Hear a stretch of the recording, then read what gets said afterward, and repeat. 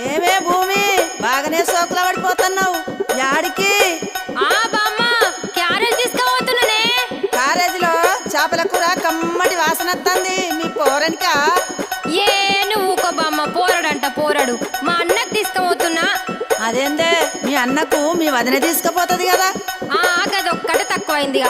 మా వదినకు చీరలు కావాలి, లిప్స్టిక్లు కావాలి, అది కావాలి ఇది కావాలని అన్ని అడుగుడు తెలుసు కానీ ఇవన్నీ చెయ్యది. అవునా? ఏం పనులు చేయదా మీ వదినే? ఇంతకు ఏమేమి అడుగుతుందో జర చెప్పరాదు.